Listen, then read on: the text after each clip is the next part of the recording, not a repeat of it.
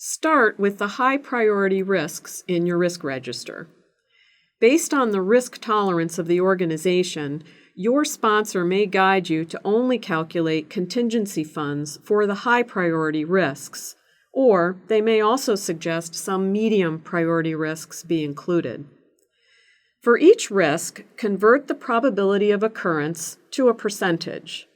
If you were using a scale from 1 to 5, you could convert the scale such that a score of 1 translates to a 0% probability, a score of 2 translates to 25% probability, a score of 3 is 50%, 4 is 75%, and a score of 5 is 100% probability.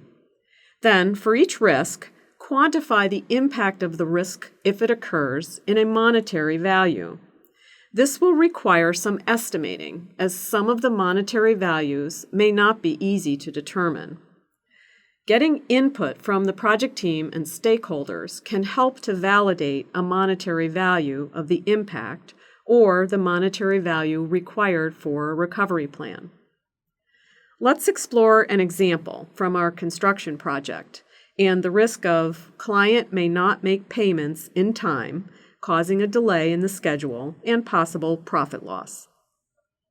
Let's assume that we chose to mitigate this risk, and we provided this risk with a probability score of 3, may or may not occur, and an impact score of 4, significant. Based on our earlier discussion, we translate the probability score to a percentage of 50%.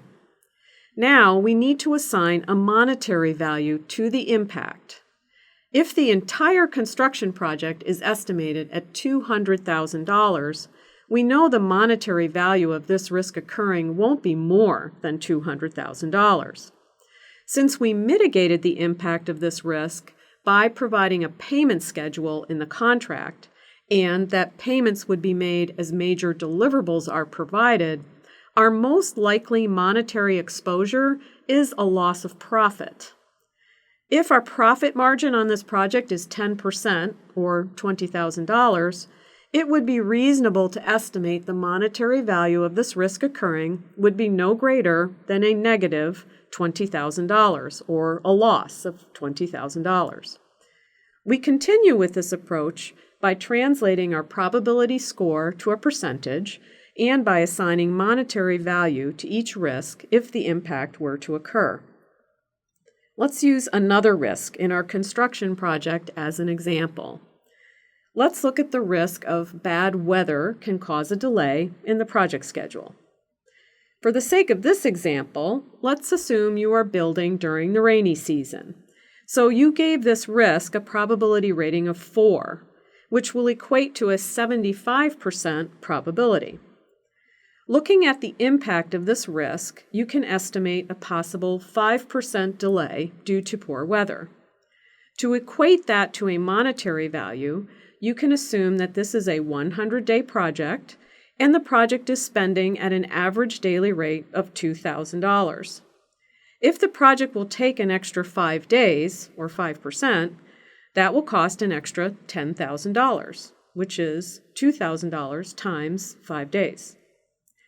If we continue to do this analysis for all of our high priority and possibly medium priority risks, we will end up with a percent probability and an impact in terms of monetary value for each risk.